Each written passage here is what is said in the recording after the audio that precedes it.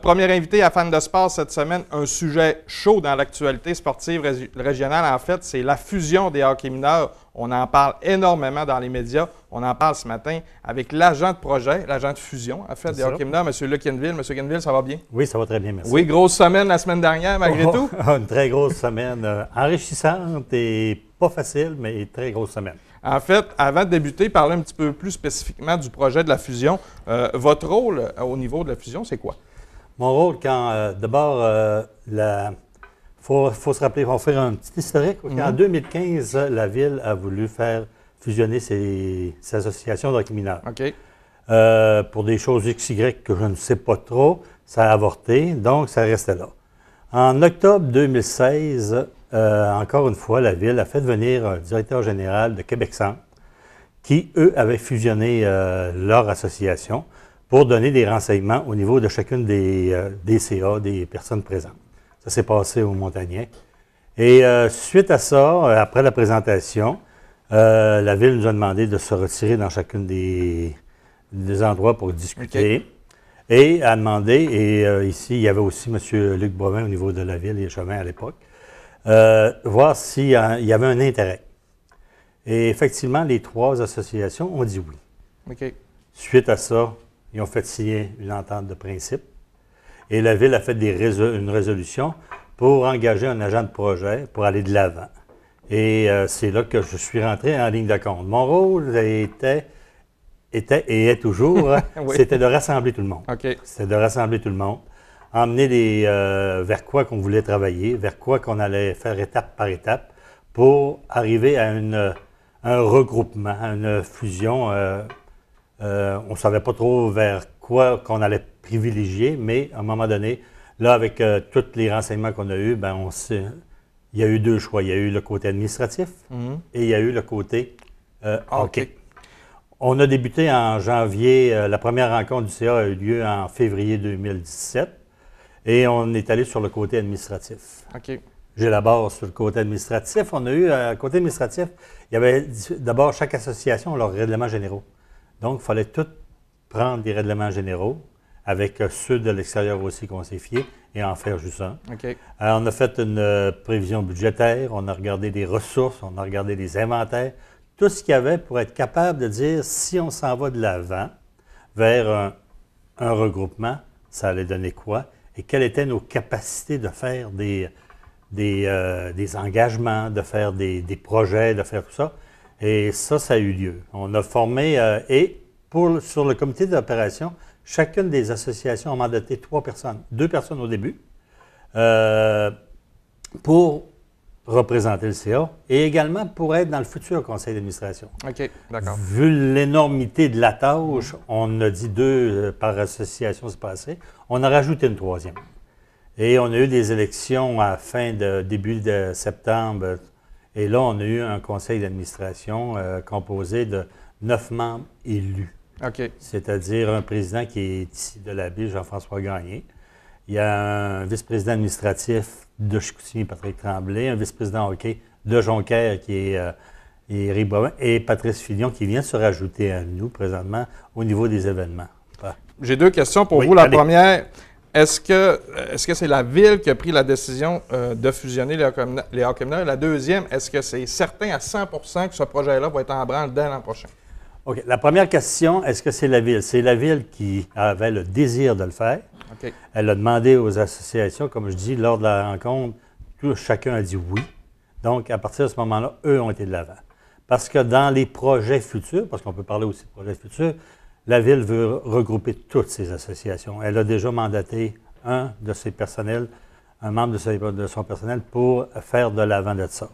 La deuxième question était? Bien, en fait, est-ce que c'est certain? Okay. Est-ce que présentement, on en parle seulement puis on va prendre une décision dans le futur ou c'est certain que la fusion va se faire l'an prochain? Bon, l'an prochain, après la dernière réunion de l'association de chacune des hockey mineurs, il va y avoir dissolution. OK. Et il va y avoir une entité qui va s'appeler l'Association de hockey mineurs de Saguenay que la Ville va reconnaître. OK. Et c'est à la Ville va donner toutes les heures de glace à cette personne-là. Enfin, pas cette personne, mais cette association-là. Oui. Okay. Donc, l'entité est vraiment, pour septembre, c'est clair que tout est démarré. Où qu'on a des interrogations, c'est le côté hockey.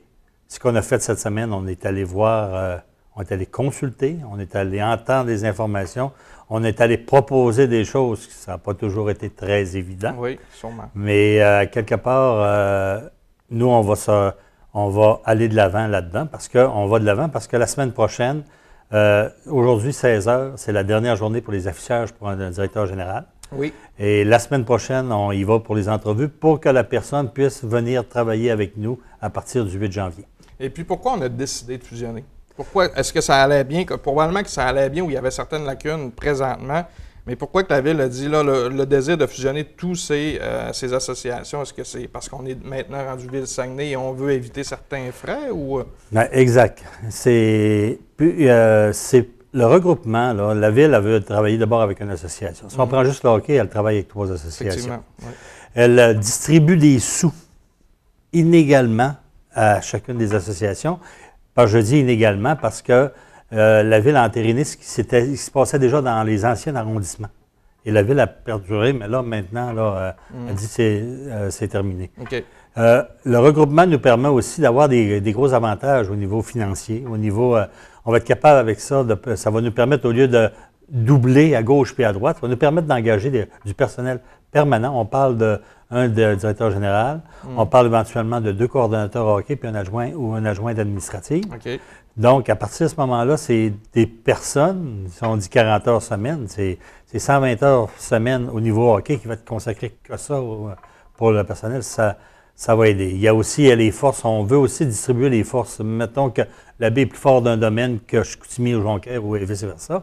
Là, la personne, le côté force va être réparti partout également et chacun va en profiter. Oui. Les grandes lignes de la fusion, vous avez parlé administrativement, mais au niveau hockey, est-ce qu'on a, on en parle hors d'onde, on n'a pas statué sur certaines choses encore, mais qu'est-ce qui est sûr présentement qu'on peut discuter ce matin qui va se passer l'an prochain? Au niveau hockey? Au niveau hockey, oui. Hockey, la ligne directrice, à l'heure que je vous parle, parce qu'on a une réunion de conseil d'administration demain, c'est que le double lettre va être fusionné également. Okay. De quelle manière ça va se faire? Je ne peux pas vous dire à 100 %. J'ai ma petite idée, mais admettons qu'il faudrait qu'elle soit entérinée par le conseil d'administration. Oui. Puis, on va discuter de ça. Puis, c'est sûr que quand on a eu des réunions cette semaine, il y avait le côté voyagement qui était un inconvénient. Exact. Pour certains parents, parce que comme on disait, on est habitué souvent de pratiquer à quelques minutes de l'aréna. Là, on va peut-être être obligé d'aller 20-25 minutes. C'est ça. Puis on a regardé aussi que les équipes qui vont fusionner, on a même fait une projection d'horaire pour les retarder dans la soirée pour qu'ils puissent avoir le temps de voyager s'il y a lieu. Fait qu'on va regarder, on va s'asseoir comme il faut au niveau de hockey, savoir comment on peut aider davantage les parents, mais à un moment donné, il va falloir faire quelque chose parce que si on regarde juste ici à la baie, on a un problème de membership. Fait que, et de jouer au hockey, c'est super plaisant, cette chose, mais de gagner 10-0, c'est plaisant. Perdre 10 €, c'est peut-être moins agréable un peu. Puis on se développe un petit peu moins. Puis il y avait aussi l'inconvénient du côté des amis, mais on se dit des amis. Maintenant, avec les réseaux sociaux, tu peux avoir un ami en Chine, mais tu ne pourrais pas avoir un ami à Chicoutimi ou à Jonquière. Souvent, on a plus d'amis virtuels que de vrais amis. Exactement. Donc, on le sait qu'il y a beaucoup de parents qui ont des questions, qui sont en questionnement. Est-ce que vous pensez que ça va, ce grognement-là, parce qu'on l'entend, veut pas, oui. va aller en diminuant, puis que les gens vont, à un moment donné, dire on n'a pas le choix, on va le faire, puis ou ça va toujours rester? Comme dans n'importe quel changement, le début est toujours très difficile. À mesure qu'on va progresser, à mesure qu'on va avancer dans le dossier, à mesure qu'on va avoir que les parents ou l'association va être devant une réalité, va dire c'est la ligne directrice qu'on va et ça. À ce moment-là, il y a un choix pour le parent et le jeune. Est-ce que je continue? Est-ce que j'arrête? Qu'est-ce que je fais? Moi, je suis dans une équipe, puis je vais jouer, je demeure à la baie, puis je vais jouer à Jonquière, ou est-ce que je veux ça ou je veux pas ça? Là, je ne peux pas vous répondre, mais chose certaine, il va y avoir des interrogations. Et à mesure qu'on va avancer, ça va diminuer. Puis, je ne sais pas si vous en avez discuté, mais est-ce que vous pensez qu'un joueur qui est susceptible de jouer double lettre de Jonquière, repêché va jouer la plupart de ses matchs à la baie, ou peu importe la baie, Chicoutimi, Jonquière, peut décider de dire non, moi je ne vais pas dans le double lettre, je vais rester dans le simple lettre? Est-ce que vous en avez discuté? Est-ce que ça peut être un problème, ça? Oui, on en a discuté, puis ça peut être... je pense que vous avez M. Lallemand qui va venir à Oui. votre émission. Vous pourrez en discuter avec lui. Hockey Québec, on a eu le dépôt de la planification stratégique de Hockey Québec il y a 15 jours, OK. 2017-2022.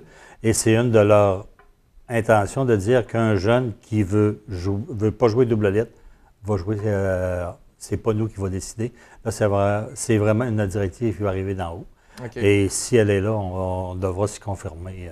Donc, si le joueur est de calibre, on va l'obliger ou conseiller fortement d'aller jouer dans son calibre qui est supposé. Oui, puis s'il y a l'ouverture de dire « moi, je ne veux pas y aller », puis Hockey Québec adhère là-dedans, on y jouera le simple lettre. OK. Donc, ça va être du cas par cas. En fait. Du cas par cas, puis présentement, on n'est pas rendu là. Fait que nous, on peut pas travailler en fonction de ça. Il faut travailler en fonction de ce qui est vrai, ce qui est réel présentement. Et à partir de ce moment-là, on verra, on appliquera rendu à la fin de l'année. Puis les préoccupations des parents, on a parlé transport, on a parlé des horaires de pratique. Est-ce qu'il y avait d'autres choses en terminant qu'on pourrait rassurer les parents ou en disant que les parents ont posé beaucoup de questions sur certains sujets? Parce qu'on sentait que le côté administratif, je crois bien que personne n'a dû s'opposer à ça. C'est très bien accepté. C'est peut-être plus l'autre côté au niveau des transports, des heures de pratique. Est-ce qu'il y a d'autres choses que les parents ont posé, des questions qui demandaient plus de réflexion de votre part? Non, ça vraiment, ce que les parents nous disaient, on n'est pas rendu loin au niveau du hockey. Est-ce qu'il y a l'improvisation qu'on est en train de faire ou tout ça? Il fallait savoir aussi les commentaires des gens. On le savait que ça allait être assez ardu.